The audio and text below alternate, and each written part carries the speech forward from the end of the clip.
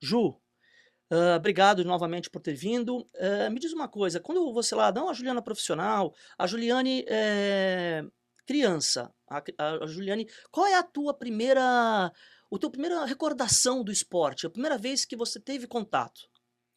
Eu comecei muito cedo, por incentivo dos meus pais, que sempre falavam que nós tínhamos que ser fisicamente ativos, né? E uma coisa que me marcou muito lá no começo foi quando eu estava fazendo aula de natação numa academia e foi lá um dia um treinador de uma equipe e me viu nadando. E aí, quando eu cheguei na borda da piscina, ele pegou na minha mão, bateu assim na minha mão e falou: Você é boa e eu quero você na minha equipe. Nossa, sim. Foi assim. Então, assim, ele estava lá mesmo para dar uma olhada e aquilo me pegou de surpresa, porque eu não estava lá com esse objetivo, né? Era uma academia, estava praticando. E a forma como ele falou, aquilo Quantos anos me. isso, Ju? Mais Ah, ou eu tinha menos. acho que uns 11 anos por aí. A forma como ele falou e de forma muito enfática, aquilo me motivou muito. Eu lembro de eu contando isso para minha família, de levando isso para os meus amigos, então foi E, algo que me marcou e a reação bastante. dos seus pais, como é que foi? Ah, eles ficaram muito felizes, assim. Lembrando que a minha família nunca incentivou muito a competição. Eles incentivavam que eu e meus irmãos estivéssemos sempre praticando algum esporte. Isso era uma regra em casa. Mas nunca a competição. Mas ficaram felizes, óbvio, né? Pela minha felicidade, né? Pai, mãe, assim. E ainda nessa idade ali, e não necessariamente na natação, mas em qualquer outra modalidade, nem que não seja teu ídolo atual, mas tinha alguma referência, por exemplo, um nadador local, um jogador local, ou até um ídolo nacional, mas qual é a tua imagem de primeira referência de ídolo? A gente tinha os ídolos da época, né? Que acho que era comum a todos os jovens, por exemplo, Ayrton Senna, né? Mas que teve uma influência, assim, na minha prática, no sentido de me inspirar, foi o Gustavo Borges, que na época que eu era adolescente, era quando ele estava no auge da carreira. Eu lembro muito que, lógico, hoje a gente entende o que era aquilo, né? Ele tinha o que nós chamamos em psicologia de estabilidade de rendimento. Ele era um atleta que ele estava sempre por ali, brigando entre os grandes. Então, nem sempre ele fazia pódio, mas ele estava sempre por ali, que é o modelo que a gente busca de evolução de atleta. E isso já me chamava atenção. Então eu falava assim que eu queria crescer no esporte. Eu nunca tive objetivo de ser atleta profissional. Foi uma coisa que foi acontecendo na minha vida, mais pelo prazer da prática mesmo. Mas ele me inspirava nesse sentido. Eu quero crescer, eu quero evoluir e eu quero brigar por uma posição. E depois também, assim, ao longo do meu desenvolvimento, eu tenho uma família eles são torcedores do São Paulo, fanáticos, né? Então, assim, hoje menos, mas quando eu era criança, e então a questão do Tele Santana e depois do Muricy, quando eu era um pouco mais velha, também aquilo eu assistia, eu acompanhava, eu torcia, sabe? Que é Então, essa relação do futebol que tem na minha vida, que eu sempre fui apaixonada por futebol desde menina. você lembra? Eu vou voltar nessa questão. Gostei desse exemplo do Gustavo Borges aí. Eu quero tocar porque está aqui com outras referências, mas adorei essa parte como é que você chama o termo técnico de ele estar sempre brigando? Estabilidade de rendimento. Estabilidade e rendimento. Vou voltar nisso. Me diz uma coisa, você lembra a sua, aí nessa época, a sua primeira recordação, aquele sentimento de uma primeira competição? Você lembra como é que foi noite anterior? Você lembra qual Nossa, é a eu, tua eu lembrança lembro, eu disso? lembro como se fosse hoje, com riquezas de detalhes, e faz muito tempo, né? Pra gente entender como isso marca realmente o desenvolvimento de uma criança. Eu tinha 7 anos quando eu competi a primeira vez. Então, eu era aluna de academia, e aí as crianças que se destacaram foram chamadas para competir num clube. Então aquilo era muita novidade. Eu era muito pequena, eu tinha 7 anos. E eu nadava numa piscina aquecida, pequenininha, coberta, e de repente eu fui para um clube, uma piscina enorme, descoberta, fria, né? Porque naquela época era raiz mesmo, não Não tinha tinha essa de aquecedor. climatização, né? Era piscina gelada. E eu lembro que eu senti muito medo. Eu senti medo, eu senti insegurança. Eu ia competir com crianças maiores porque não tinha ninguém da minha idade. E aquilo me deu muito medo. Eu lembro dos meus pais torcendo por mim. Então foi uma competição que foi meu pai, minha mãe, minha tia. E aquilo me confortou, me deu um pouco mais de segurança. mas lembro claramente de uma mistura de emoções, que é o que a gente vê nos Sim, atletas, né? do nervosismo, É, a excitação. exatamente. Aí quando eu cheguei em quarto lugar, eu lembro muito bem, lembro até a raia que eu nadei, e o quanto aquele quarto lugar foi importante. Eu nem liguei que eu não tinha ficado entre os três. Era um modelo de competição de festival, que é o modelo ideal para os menores, que todo mundo é premiado. Então eu saí feliz da vida com a minha medalha, comemorando. E aí o medo inicial de uma felicidade, né, uma comemoração muito intensa. Isso eu lembro claramente. Eu ia para outra pergunta nessa linha, mas você tocou num ponto agora que eu sei que ele é muito controverso, que é essa questão de festival, de premiar todo mundo.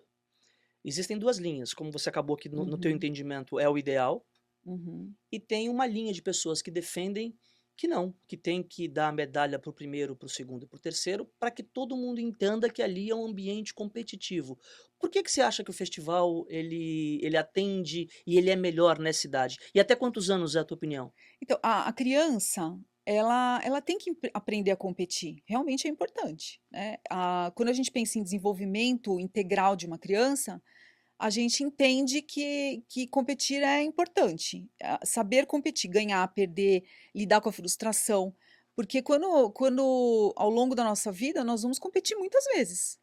Em situações, compete uma vaga no trabalho, uma vaga no Não só no vestibular, esporte, né, na vida, né? na vida. E o esporte, ele ensina. Tudo que a gente aprende no esporte é muito importante porque a gente tem uma tendência a generalizar para os aspectos da vida. Então, é importante que a criança aprenda a competir, mas ela tem que fazer isso de uma forma saudável. Então, quando eu coloco, por exemplo, uma criança de 7 anos num modelo de competição muito similar ao do adulto, isso vai trazer sofrimento. E um sofrimento numa fase que ela ainda não tem maturidade para lidar. E quantos anos você acha que tem que ter A formato gente, de assim, competição? quando a gente entra nesse assunto, a gente entra um pouquinho naquela questão da especialização, a Sim, cada iniciação. modalidade tem É, uma. claro que os menores, então assim, 7, 8 anos, o modelo de festival é o mais adequado, mesmo que eles coloquem os três primeiros no pódio, todos sejam premiados e saiam felizes, porque eles vão sentir menos o fato de não estar no pódio. Depois, com 10, 11 anos, isso já é uma coisa que eles já estão acostumados. E já O começam a que a entender. gente tem que tomar cuidado é que, mesmo uma criança de 10 anos, ela ainda não está preparada na maior parte das vezes. Eu gosto de falar na maior parte das vezes porque hoje as crianças estão se desenvolvendo de uma forma mais precoce. Sim, sim. Mas na maior parte das vezes, uma criança de 10, 11 anos, ela não tem maturidade para lidar com um modelo de competição similar ao do adulto. Então a gente tem que ter ali alguns cuidados, mesmo que seja uma competição, ter alguns cuidados, como por exemplo a cobrança dos espectadores, que grande parte são os pais, Sim, sim. né?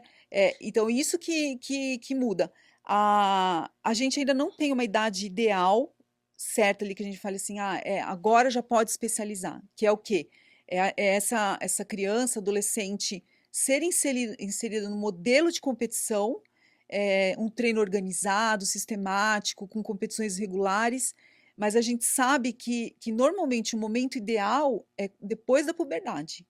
E aí vai variar de uma criança para outra, porque a criança atinge a puberdade às vezes com 2, 3 anos de diferença E, entre um e e o outro. esporte também, a diferença entre os esportes, as modalidades, isso faz diferença também, né? Então, por exemplo, algumas modalidades já está meio que determinado que começa mais cedo, mas ainda assim, Duda, não pode ser no modelo igual de adulto. Já vamos voltar para a Juliane profissional? Vamos voltar para a Juliane adolescente.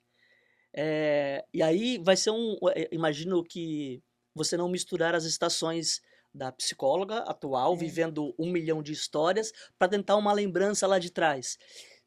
Tem alguma, nas suas competições, nas profissionais a gente vai chegar, tem alguma atitude de alguns pais, de amigos, de concorrentes, que tenha te marcado, ou negativamente ou positivamente naquela época? Esquece agora, assim, vamos lá para trás, a Juliane nadadora. Eu como nadadora, eu acho que na época da adolescência, eu não reparava muito nisso. O que eu reparava, e que eu lembro, é assim, de pais que acompanhavam os filhos, que estavam lá, que torciam, olhando para um modelo saudável. E acho que eu comparava muito isso porque os meus pais não podiam me acompanhar muito, né, então acho que eu tinha esse padrão de comparação. O que eu tenho muitos exemplos, assim, muito claros, era quando eu era treinadora, porque eu fui treinadora de natação Ah, antes de ir legal. pra psicologia. Aí eu vou dar um exemplo. Nós fomos para uma competição, eu levei os atletas, então eram atletas, não eram atletas de alta performance, atletas que estavam começando a competir. Sim. Era uma competição difícil e um dos meninos chegou em quarto lugar. Eu super comemorei aquela posição, porque ele foi realmente muito bem.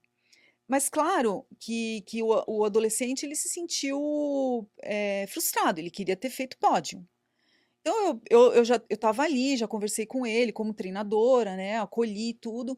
E aí nós subimos para a arquibancada e quando nós chegamos lá, ele de cabeça baixa, chateado, visivelmente chateado, ele foi em direção ao pai para, né, para abraçar e o pai virou de costas. E isso aconteceu na minha frente, eu vi Chateado com o resultado. chateado e demonstrando essa chateação para o filho. E isso me marcou muito, de forma Imagina pra ele, né? sim, total, total. E assim, quando eu comecei a trabalhar com psicologia, eu sabia, baseado em algumas experiências que eu tive como treinadora, muito mais do que como atleta em si, porque acho que quando nós somos mais jovens, a gente não presta tanta atenção nisso, exceto quando acontece com a gente, Sim. era de que eu teria que cuidar dos pais, e não só das crianças, né. A tua escolha por psicologia veio através de um gosto pessoal ou por conta do esporte? Foi por conta do esporte, totalmente por causa do esporte. Você foi fazer psicologia. Porque eu queria ser psicóloga do esporte. Legal. Então, obviamente, tudo ligado a essas tuas experiências de atleta, de depois de treinadora e Eu tive envolvimento com esporte a vida inteira, então não só na natação, mas tudo que na escola tinha competição disso, competição daquilo, eu participava e eu sempre fui apaixonada por futebol. De final de semana, o meu lazer era assistir jogo. Não só o jogo do time que minha família torcia, mas como os jogos que tinham, né? E aí eu fui fazer educação física porque eu queria ser treinadora. Eu sempre a minha motivação era para a parte do bacharelado, de competição, mas essa parte assim. Só que quando eu era atleta, sempre antes de competir, eu tinha um desconforto. E eu reclamava com o meu treinador. Falei assim, o que que eu lembro que eu reclamava? Taquicardia, que eu ficava meio tensa, meu coração disparava, eu ficava um pouco ofegante. E aquilo na natação me atrapalhava. E eu lembro de eu falar para o meu treinador: "Olha, eu tô sentindo assim", e ele falava para mim assim: "Isso é frescura, você", porque eu não gostava de água fria, eu reclamava. Então ele associava esse desconforto ao fato da água fria, e eu acreditava. Então, Duda, se hoje muitas pessoas não entendem direito o que é isso, você imagina aquela época, sim, né, há sim. muitos anos.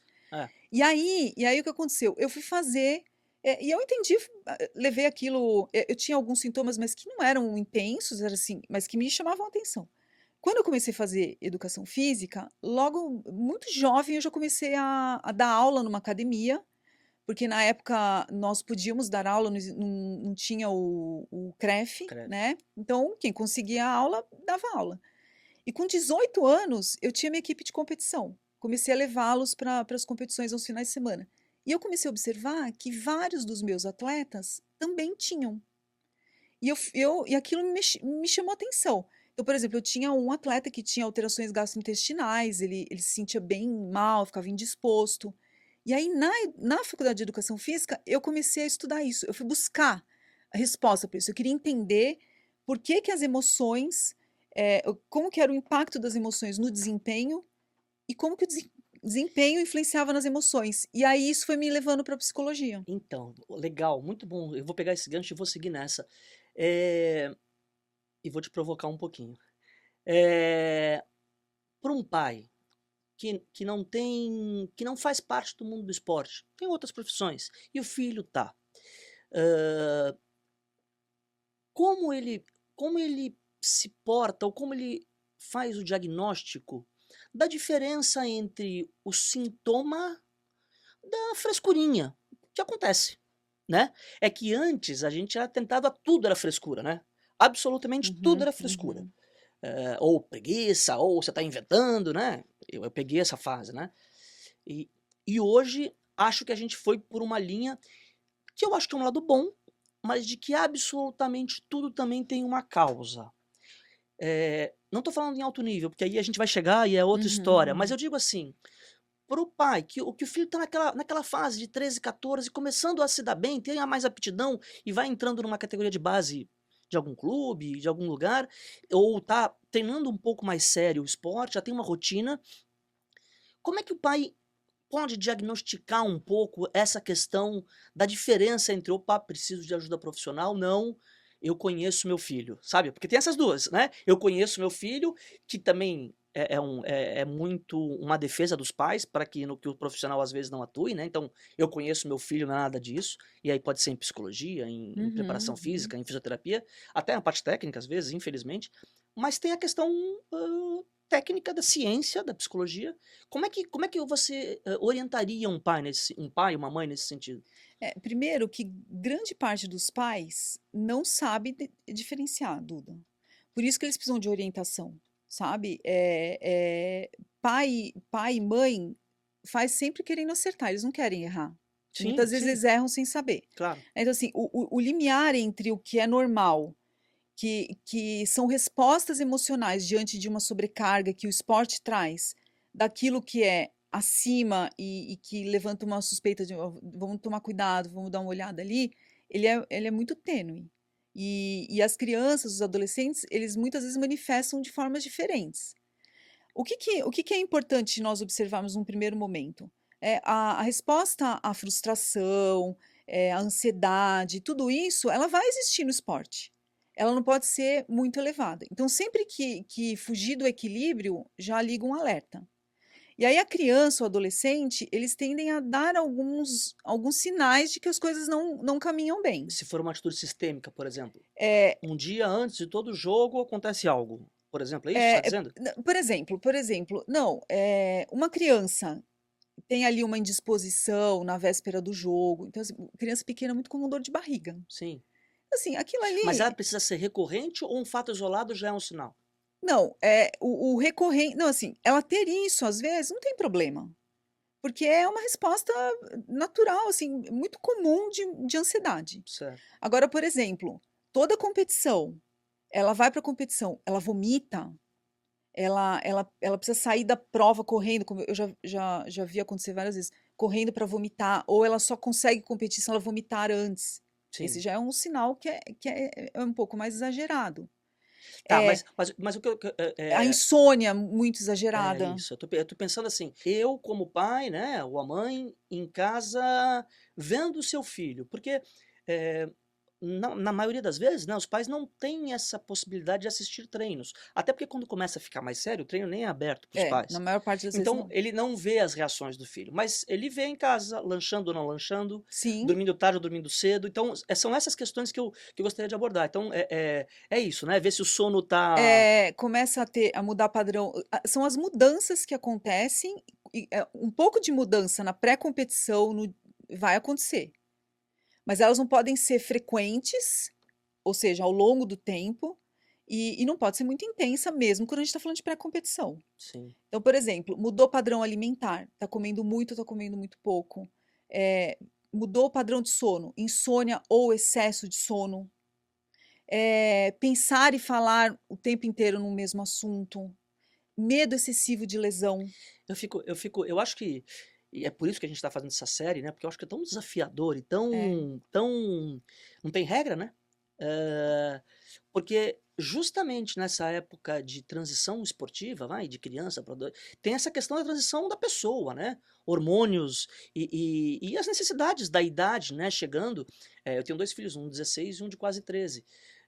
Parece que são 2 mundos distintos, uhum, opostos, né, e apenas 3 anos. Quando eles tinham 9 e 6 eram diferentes, mas você colocava ali na mesma caixinha. uhum. Hoje, são 2 mundos completamente diferentes, e é justamente nesse momento da era do esporte. Então, o que me acho que é desafiador, essa série, que eu quero trazer aqui para discussão, sem a necessidade nenhuma de ter uma verdade absoluta, né, porque ela não existe, mas, trazer essa discussão justamente nesse momento de evolução, né, das crianças e da fase de criança para adolescente mesmo, né. E os pais, eles vão precisar, ao longo do desenvolvimento da criança, e também se adaptando às novas fases.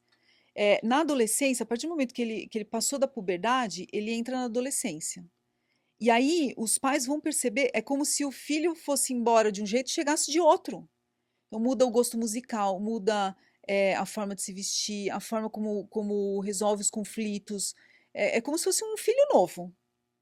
E aí cada um ano parece que isso vai mudando, vai mudando. Então os pais eles vão tendo que se adaptar a isso.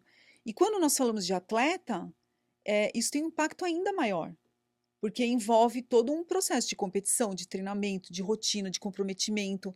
Então vamos pensar, por exemplo, a autodisciplina, que é uma habilidade super importante para um atleta, como que ela fica na adolescência? Ela não é igual a... É de um adulto. Exatamente. Então todo esse olhar, os profissionais que trabalham com as crianças e adolescentes, eles precisam ter um cuidado. Por isso que eu falo que não é qualquer profissional que está apto a trabalhar com criança e adolescente, tem que ser os profissionais que têm talento para isso. E os pais, eles também vão ter que desenvolver esse olhar. Por isso que muitas vezes eles precisam de orientação de um psicólogo. A gente falou nos outros episódios, a gente falou bastante da questão da equipe multidisciplinar, né? Eu acho que hoje, como eu falei até na abertura, o mundo esportivo tem um olhar muito maior e muito mais amplo. Você pegou na época onde tudo era mato e que quem conversasse contigo no clube poderia ser chamado de maluco, né? Sim. Você pegou essa fase, eu lembro bem que lá Uhum. quando a gente começou a trabalhar junto lá atrás no futebol e tinha isso, né? Sim. O jogador, ele muitas vezes ele tinha vontade de falar contigo, mas tinha que ser meio escondido para ninguém ver, para não tirarem sarro dele no grupo. Exatamente. Hoje, 2025, é uma coisa mais natural. Alguns têm o seu próprio, alguns usam do clube. É uma coisa mais tranquila, né? Um Uhum. profissional que já entenderam a importância disso. Você acha que o adolescente que está entrando no esporte, eu vou usar um termo que não é talvez o correto, mas ele deveria ter um acompanhamento psicológico independente caso, por exemplo, o clube ou a confederação ou o time, sei lá, caso a estrutura esportiva dele não forneça, você acha que ele deveria ter?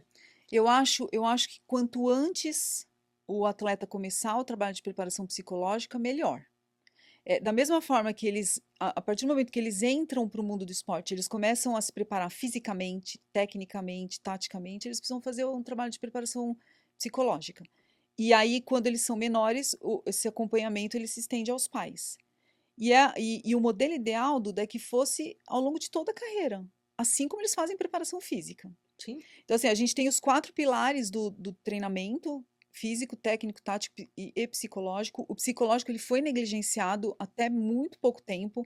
Ainda nós não temos o espaço de importância que deveríamos, mas o que a gente teve como consequência dessa negligência ao longo do tempo foi a quantidade de atletas que adoeceram. Então, assim, tá chamando atenção, sabe, Duda? Sim, sim. Quando eu comecei a minha carreira, muito raramente você escutava falar sobre atletas fazendo tratamento psiquiátrico, utilizando medicamento, essas coisas. Era muito raro. Muito raro também nós fazermos diagnósticos quando nós estávamos inseridos dentro de um clube. Hoje, os atletas eles chegam para mim, por exemplo, nos meus atendimentos particulares, procurando atendimento já medicado. As pessoas não ficam sabendo, mas os clubes têm vários casos de atletas em tratamento. E eu vou até ampliar. Atletas e os profissionais de comissão técnica também. A gente pode fazer um paralelo da questão da preparação física para a psicológica no sentido de quanto mais você se prepara, menos você tem problema? Sim, o Porque trabalho. a questão que é popular e que todo mundo sabe é que quanto mais eu me preparo, treino, menos contusão eu vou ter. Mas Isso exatamente, a base é essa. eu posso fazer esse paralelo Sim. entre a parte O psicológica. trabalho da psicologia, ela é, num primeiro momento, preventivo. Então, nós vamos atuar para evitar que aconteçam problemas no futuro de saúde mental, para ajudar os atletas, para que eles consigam passar pelo processo de treinamento e competição com menos estresse, menos ansiedade, de forma mais saudável, que eles consigam lidar com esse ambiente que é muito adverso, né? O ambiente esportivo, ele é repleto de estímulos de estresse. É realmente para os fortes, Sim, né? E sim. não só para os atletas, como para os profissionais que atuam. E além disso, o trabalho de preparação ele vai desenvolver habilidades psicológicas que são fundamentais para o sucesso no esporte. Então, os atletas, eles vão precisar de habilidades psicológicas e de muita resistência mental para conseguir atingir a sua mais alta performance. Só um parênteses lá atrás que eu ia falar, não quis te interromper, mas quando você fala que até pouco tempo atrás a psicologia do esporte não era, eu não sei se você lembra, mas quando eu te trouxe lá para a confederação e a gente estava fazendo os trâmites burocráticos da sua contratação e eu fui pedir ajuda ao COB por uma questão de ajuda mesmo, de entender no sistema esportivo como eu deveria te contratar ou não, eu tive a informação naquele momento, 2017 ou 2018? 2010, foi acho que mais de 2018, né? De 2018, que só tinham 4 confederações com psicólogas Exclusivas, né? na sua estrutura. A gente foi a 5ª naquela época. Hoje o COB tem uma estrutura grande, eu acho que quase todas as confederações também têm algum tipo de trabalho. Mas eu estou falando isso agora de 7 anos atrás, não é nem Não, muito, né? e quando eu ia nas competições, acompanhando a seleção, chamava a atenção das outras seleções, porque nenhuma, só o Brasil Ah, tinha. sim, do skate Então eu só, tenho né? assim tenho até uma passagem que eu estava fazendo um trabalho de respiração com a Gabi e um atleta de Portugal veio falar comigo. E pediu ajuda. Sim, falou, pô, acontece assim, a Que gente não legal. tem e tal. Eles fizeram um comparativo realmente do que nós Então, estávamos oferecendo. proporcionando ou não, né?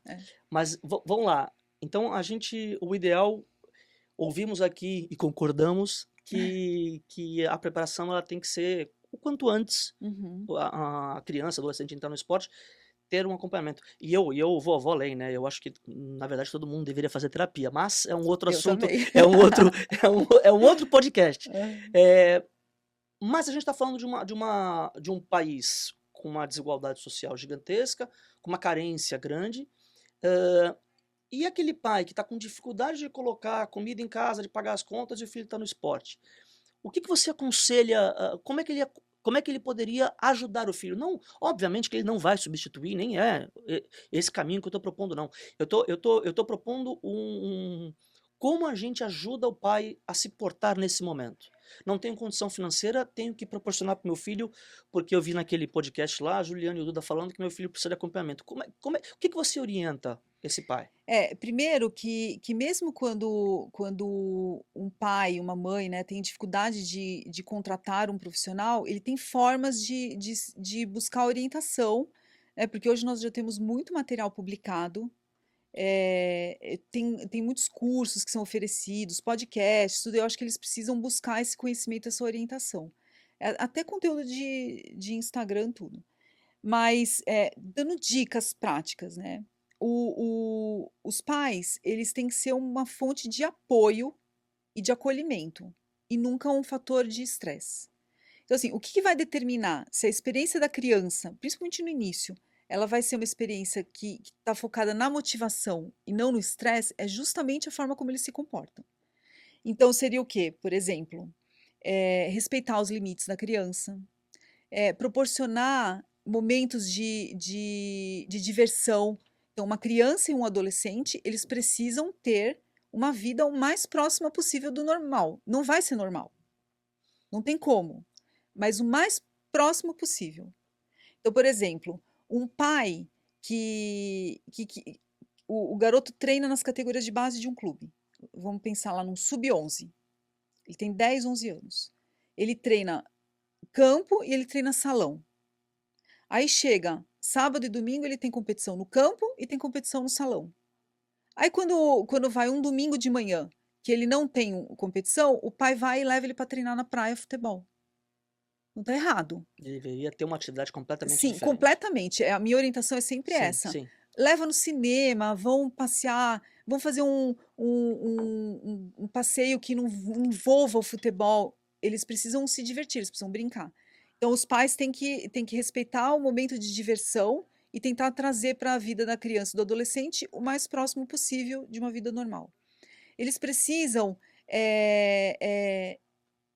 disso, afastar totalmente a questão do esporte ao sentimento que eles têm pelos filhos. E isso é uma coisa que é sempre importante falar. A criança, ela associa o sucesso esportivo ao amor dos pais. Isso é muito grave, sabe, Duda? Por isso, Tipo, você só vai me amar se eu for o exatamente. campeão. por isso que quando eles não conseguem ser bem-sucedidos, eles têm uma frustração muito grande, uma dificuldade muito grande de lidar, porque na cabeça deles, os pais vão amar menos, não vão amar, vão deixar de gostar. E isso tem um impacto no desenvolvimento emocional muito importante. Provocação número 2, eu acho. Mas você vê algum problema do pai que não cobra resultado, mas cobra o comprometimento daquela situação? Por exemplo, que seja um sub bem novinho aí, 12. A questão do pai cobrar, por exemplo, seriedade da competição. Se ganhou, se perdeu, o pai abraça, beija e tá tudo certo, mas repreender ou conversar com o seu filho, caso, por exemplo, ele tenha uma atitude desrespeitosa com o técnico, com o juiz, ou até mesmo com ele, vai mais para brincar do que para jogar. Como é que você vê isso? Não, o fato de não pressionar não quer dizer que o pai não possa se envolver, né? Ele pode orientar, ele pode cobrar. Então, assim, olha, você faltou na prova porque você tem uma competição, então você tem que dormir cedo, você tem que se comprometer, ensinar sobre autodisciplina, sobre comprometimento. Isso as crianças aprendem no primeiro momento em casa. Lembrando que elas aprendem com as atitudes, muito mais do que com a Com o fala. Por que eu discurso. estou te falando isso? Porque não adianta eu chegar para o meu filho e falar para ele assim: olha, você gritou você desrespeitou o seu treinador, você foi mal educado com o árbitro. Só que quando o meu filho está jogando, eu estou xingando o árbitro, eu tô ditando regras, que a criança fica sem saber se ela olha para o treinador ou se ela olha para mim. Esse É é um ponto isso que vai. fundamental, respeitar os profissionais, né? Sim, sim, isso eles aprendem em casa. No Sim. primeiro momento, eles aprendem em casa. Então, o que a literatura do Della fala em relação ao comportamento dos pais? A gente tem 3 grupos. O primeiro, que é o de superenvolvimento, o envolvimento moderado e o subenvolvimento. O superenvolvimento é aquele pai que, infelizmente, é o mais comum. Eu falo pai, mas, Sim, pai e né, mãe. porque às vezes, normalmente é o pai mesmo, né? Mas tem mães também, tem avós também que estão assumindo um pouco isso. Esse super envolvimento é aquele pai que ele tá na arquibancada gritando, que quando o filho termina a competição, ele entra no carro e fica dando bronca, fica reclamando, fica pontuando os erros e esquece dos acertos. É aquele pai que tem comportamentos inadequados na torcida e que é um fator, na maior parte das vezes, de estresse. De forma que quando ele não está, a criança desempenha melhor, né? Sim, Esse é sim, um. sim, sim. Infelizmente, é o principalmente em algumas modalidades, é o que mais tem. Aí eu vou pular o moderado, que é o adequado. E vamos para o subenvolvimento. O subenvolvimento já são os pais que não acompanham, que não incentivam, que para eles tanto faz. Então, tanto a criança como o adolescente, eles querem, eles precisam do apoio dos pais.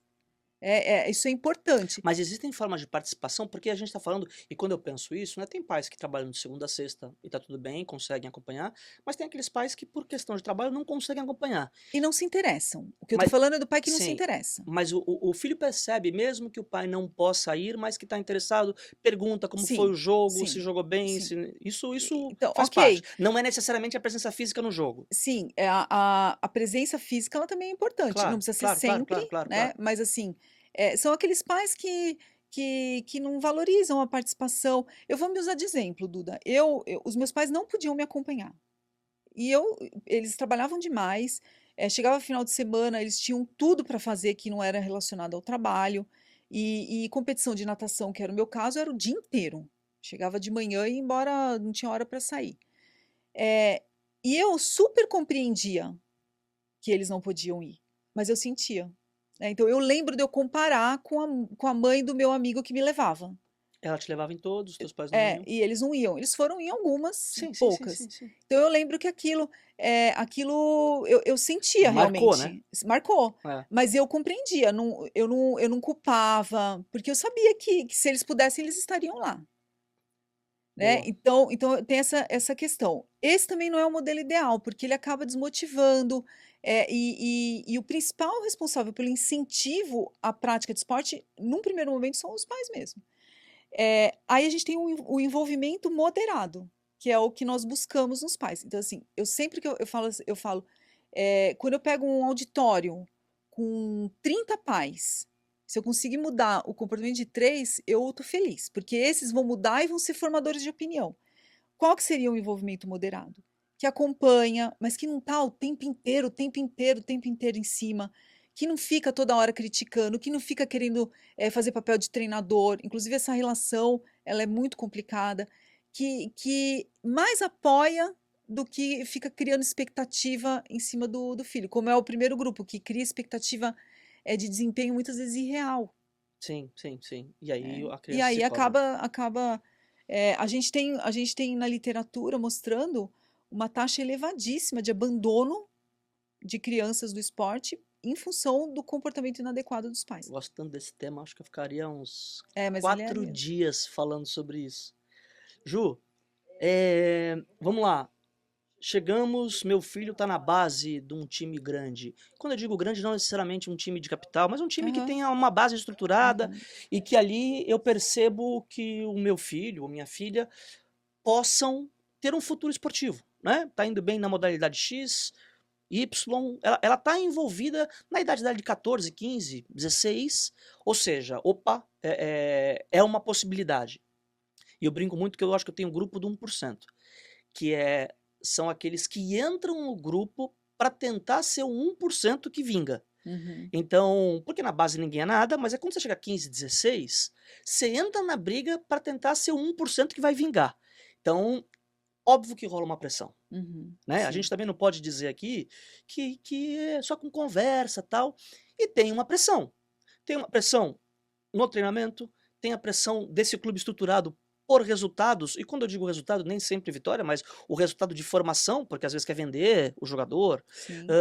Tem a pressão social, né? Porque nessa idade, é uma coisa que eu vivi bastante e vivo ainda mais com meus filhos, assim, pô, o fulano não vem nas nossas festinhas porque vai jogar, mas será que ele vai virar jogador? Né? Porque você vai ter que abrir mão, né? Vários atletas falam direto, né? O Neymar é um mesmo que fala que o sonho da infância dele era ir pro Play Center, porque ele nunca podia ir na excursão da escola, ele estava Uhum. jogando, quando a família ia, ele estava jogando, viajando. Então, assim, como a gente olha essa questão, como usar a pressão a favor? Porque ela existe, né? Dizer que ela não existe é ignorar um fato que vive no dia a dia de um atleta de ponta. E eu tô falando de ponta na base ainda, né? De 16. Vamos falar de 16 anos em diante. Uhum. Como lidar com isso? Como usar isso a favor? Eu acho que essa dúvida, será que eu vou virar, né? Eu tô abrindo mão de um monte de coisa eh, em relação, não sei se vai dar certo ou não, tô abrindo mão da minha vida, de sair, de namorar, de me divertir. Ela é uma dúvida que acompanha os atletas ao longo de toda a carreira até eles conseguirem chegar lá. É, a gente não tem, Duda, como mudar esse fator. Esse fator é um fator de pressão, Sim, ele vai é um existir. estímulo de estresse. O que a gente tem que fazer é preparar esse jogador, esse atleta, para o plano A e plano B. Né? Então, assim, ele entender que ele vai buscar esse objetivo até onde der, mas que se não der, ele vai ter uma outra possibilidade. Porque o fato de você, e isso eu observo muito com alguns atletas que eu acompanho particular, eles começam a ficar mais velhos, eles começam a ficar com medo do que, poxa, eu ainda não conquistei o meu espaço, o que que eu vou ser da vida? Porque o atleta de alta performance, ele coloca a escola em segundo plano.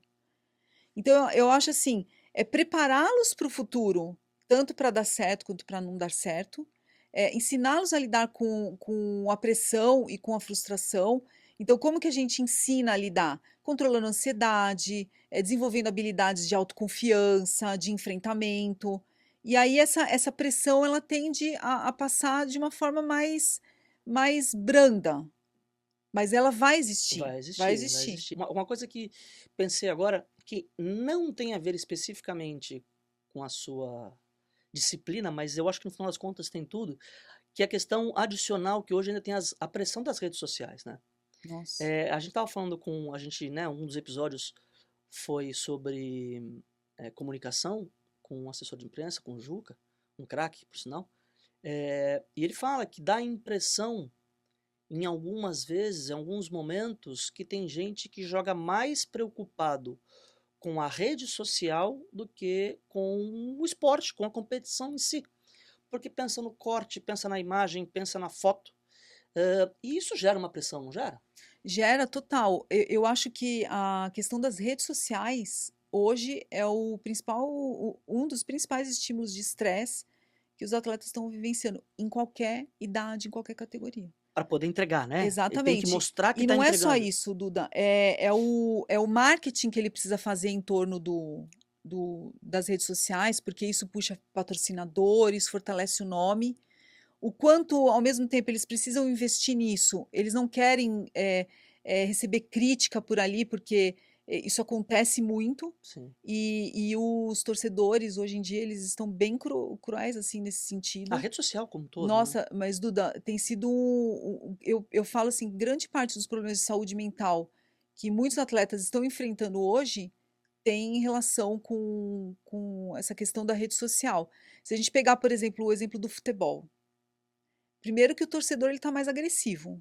E eu sei porque eu tô há muito tempo, eu frequento estádio, trabalhando e eu Ele tá mais vejo. agressivo ou ele é mais ouvido porque as redes sociais abrem para todo mundo Não, então, falar? lá na situação No do estádio, no jogo, estádio eles, mesmo. eles estão mesmo. Então, o tipo de xingamento, o que eles falam e a forma como eles cobram, o momento que eles cobram, antes de começar o jogo, eles já estão xingando, vaiando. Isso era uma coisa que quando eu comecei, a gente não via dessa forma. Então, já tem isso que piorou desde a pandemia, eu percebi que piorou. Ah, você faz essa relação? Sim, total, total. Eu não sei se também depois da pandemia as redes sociais elas realmente Se teve o fortaleceu. online, né? Ele cresceu muito, ou se aquele tempo desses torcedores trancados, sem jogo, sem esporte, sem competição, se aquilo, né? Eu não sei, mas tem ali eu percebi. Só que o que acontecia? Antigamente nós íamos para a competição e nos deparávamos com isso enquanto nós estávamos competindo. Claro, no futebol é um pouquinho pior, mas isso é comum em todas as modalidades. É que a gente tem algumas modalidades que tem uma torcida que apoia mais, né? É o caso do skate mesmo. Só que aí o atleta vai embora da competição, ele tinha ali até o próximo jogo, até a próxima competição, um período para elaborar o que aconteceu e já focar para a próxima competição. Hoje isso fica ecoando nas redes sociais. Então, se você pegar os jogadores de futebol, a maioria tranca desabilita comentário, a pessoa não pode receber mensagem por direct, foi uma forma que eles tiveram de se blindar, que inclusive eu falo para eles isso, Então, né?